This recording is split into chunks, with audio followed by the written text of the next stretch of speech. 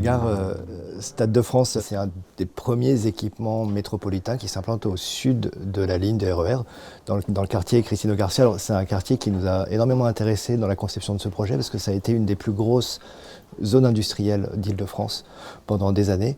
Ça a été ensuite une zone de quartier insalubre avec des hôtels temporaires, du logement précaire, etc. C'est un quartier qui est en train de se transformer complètement avec le campus Condorcet côté Aubervilliers, avec bien sûr la redynamisation du quartier grâce à notre équipement qu'on implante et un certain nombre de liaisons qui sont créées. Un quartier qui est très mixte aujourd'hui, puisqu'on a déjà du tertiaire, du logement, des petites industries qui perdurent également. Mais c'est un quartier qui aujourd'hui est coupé du reste de Saint-Denis par le RER B et naturellement coupé de Paris par le périphérique quand on descend Aubervilliers.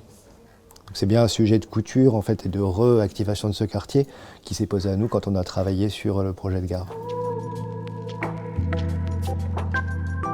Nos intentions elles sont directement liées à ces problématiques urbaines. Donc c'est l'analyse de l'histoire de ce site, mais aussi l'analyse de ce qui s'y passe depuis quelques années. Donc c'est très important en fait qu'on prépare un équipement, qu'on conçoive un équipement qui réponde à ce futur, qui se préfigure par ces nouveaux tracés. De manière très concrète, quand on regarde le projet, vous avez ce vocabulaire de béton blanc lisse qui vient répondre au vocabulaire du viaduc, qui est aussi en béton blanc, donc la texture sera un petit peu différente. C'est à la fois un bâtiment qui se montre, mais en même temps un bâtiment qui vient se greffer contre l'infrastructure du RER B. Il ne s'agissait pas de faire une gare plus haute que le viaduc du RER B ou d'autres éléments. Pour autant, il doit se voir. Le fait qu'on ait décidé de dessiner une gare très horizontale qui s'aligne en fait sur la modénature du viaduc et sur les hauteurs, on crée une nouvelle surface horizontale qui va être très végétalisée, qui va rajouter aussi un petit peu une sorte de mise en valeur sur un piédestal. Les habitants qui vont passer contre la gare vont avoir une vue plongeante à l'intérieur de la gare. En fait, cet espace va se donner à voir même si on ne le fréquente pas en tant qu'usager de ce système de transport. Et donc l'espace qu'on a proposé, il a à la fois un parcours très direct qui est donné et qui répond aussi à l'usage Stade de France, mais il y a aussi cet espace qui est plus celui de la flânerie qui est proposé à l'intérieur de la gare.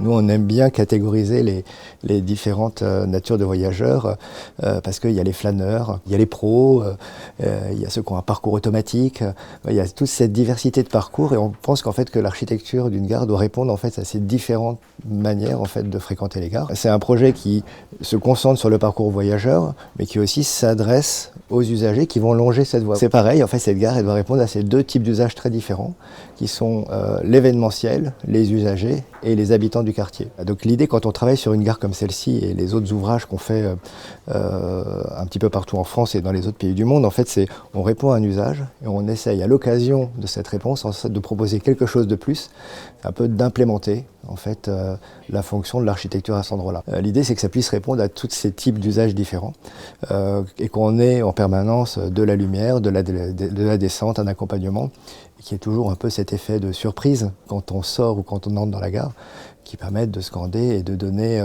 je dirais une valeur presque symbolique.